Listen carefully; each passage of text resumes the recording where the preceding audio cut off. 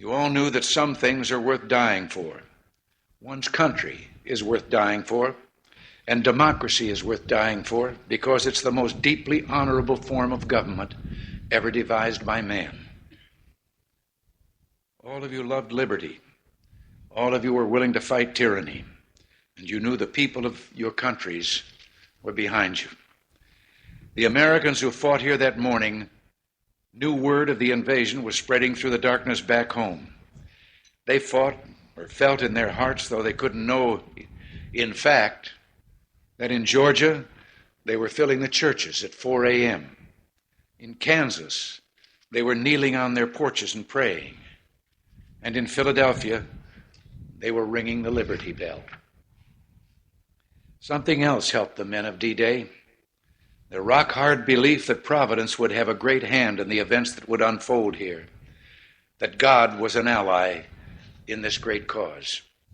And so, the night before the invasion, when Colonel Wolverton asked his parachute troops to kneel with him in prayer, he told them, "Do not bow your heads, but look up so you can see God and ask his blessing in what we are about to do." Also that night, General Matthew Ridgway on his cot, listening in the darkness for the promise God made to Joshua, "I will not fail thee nor forsake thee." These are the things that impelled them. These are the things that shaped the unity of the Allies. When the war was over, there were lives to be rebuilt and governments to be returned to the people. There were nations to be reborn. Above all, there was a new peace to be assured. These were huge and daunting tasks, but the Allies summoned strength from the faith, belief, loyalty, and love of those who fell here. They rebuilt a new Europe together. There was first a great reconciliation among those who had been enemies, all of whom had suffered so greatly. The United States did its part, creating the Marshall Plan to help rebuild our allies and our former enemies.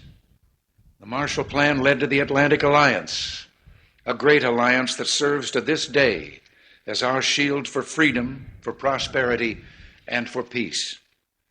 In spite of our great efforts and successes, not all that followed the end of the war was happy or planned. Some liberated countries were lost.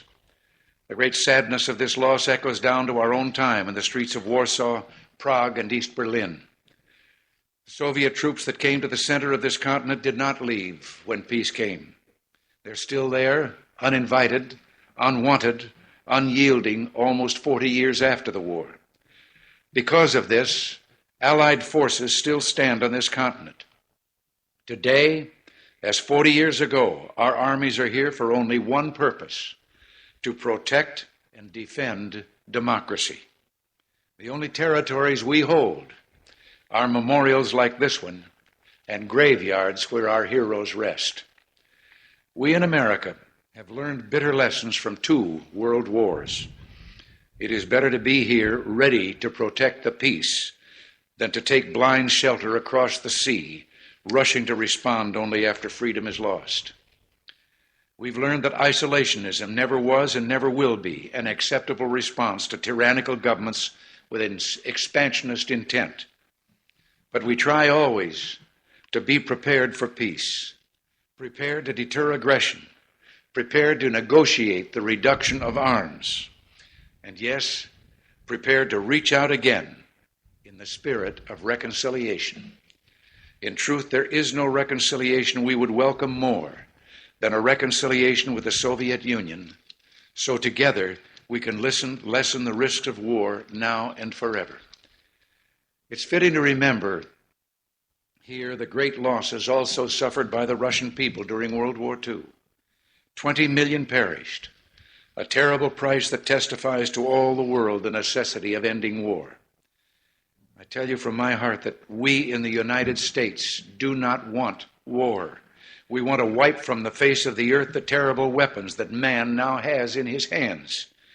And I tell you, we're ready to seize that beachhead. We look for some sign from the Soviet Union that they are willing to move forward, that they share our desire and love for peace, and that they will give up the ways of conquest. There must be a changing there that will allow us to turn our hope into action. We will pray forever that someday that changing will come. But for now, particularly today, it is good and fitting to renew our commitment to each other, to our freedom, and to the alliance that protects it. We're bound today by what bound us 40 years ago, the same loyalties, traditions, and beliefs. We're bound by reality. The strength of America's allies is vital to the United States, and the American security guarantee is essential to the continued freedom of Europe's democracies. We were with you then, we're with you now. Your hopes are our hopes, and your destiny is our destiny. Here in this place, where the West held together, let us make a vow to our dead. Let us show them by our actions that we understand what they died for. Let our actions say to them the words for which Matthew Ridgway listened. I will not fail thee nor forsake thee. Strengthened by their courage, heartened by their value, and borne by their memory, let us continue to stand for the ideals for which they lived and died. Thank you very much, and God bless you all.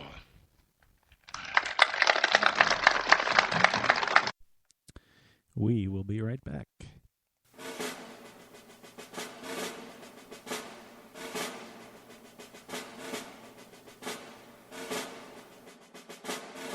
In this time of political power grabs, endless bureaucracy, the creation of czars, the trampling of your constitutional rights, turn to the Ronald Boyd Show for clear, intelligent, and concise conservative opinion. Only on Spreaker.com. This is Reverend Wayne S. Pierce from the Views Express. Come join me Monday through Friday, 4 p.m. Pacific, 7 p.m. Eastern on Spreaker.com. Hey, BK, what's the think tank all about?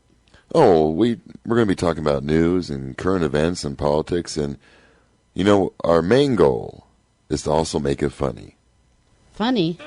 Yeah, funny, yeah. As a matter of fact, if you haven't pissed your pants by the end of the show, we haven't done our job. The Think Tank, Thursday nights at 9 p.m. Central Time on Spreaker.com.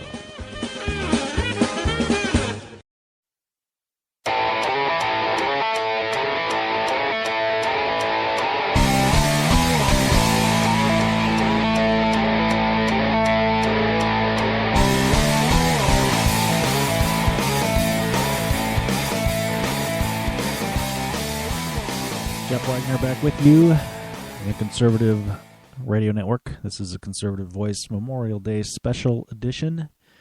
We just heard from President Reagan on the 40th anniversary of D-Day.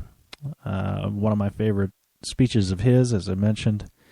He also, later that day, read a letter from, well, actually it was the daughter of a vet who had passed before he could make it there. Might want to check that out too on YouTube. It's very well done.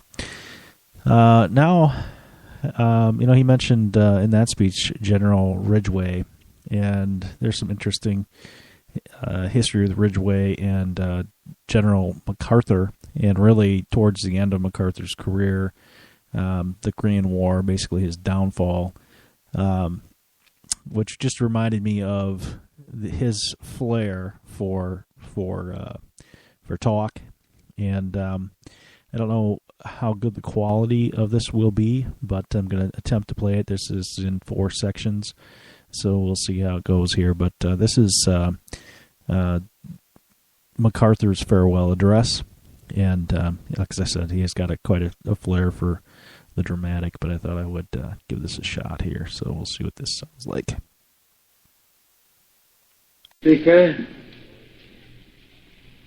and distinguished members of the Congress, I stand on this rostrum with a sense of deep humility and great pride. Humility in the wake of those great American architects of our history who have stood here before me.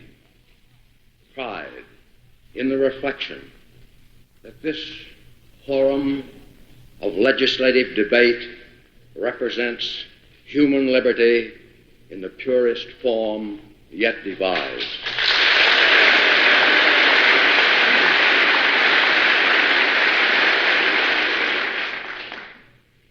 Here are centered the hopes and aspirations and faith of the entire human race. I do not stand here as advocate for any partisan cause, for the issues are fundamental and reach quite beyond the realm of partisan consideration.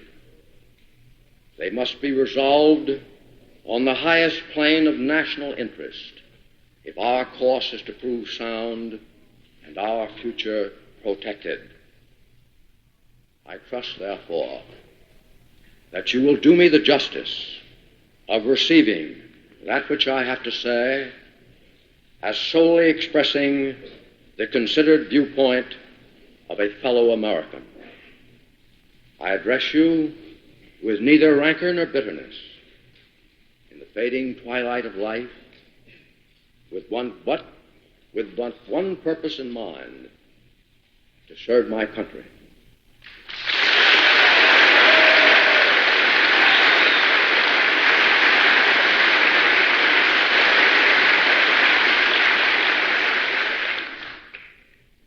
The issues are global and so interlocked that to consider the problems of one sector oblivious to those of another is but to court disaster for the whole. While Asia is commonly referred to as the gateway to Europe, it is no less true that Europe is the gateway to Asia, and the broad influence of the one cannot fail to have its impact upon the other. There are those who claim our strength is inadequate to protect on both fronts, that we cannot divide our effort.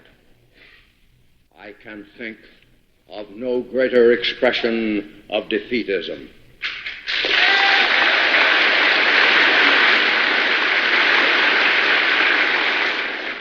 If a potential enemy can divide his strength on two fronts, it is for us to counter his effort. The communist threat is a global one. Its successful advance in one sector threatens the destruction of every other sector. You cannot appease or otherwise surrender to communism in Asia without simultaneously undermining our efforts to halt its advance in Europe.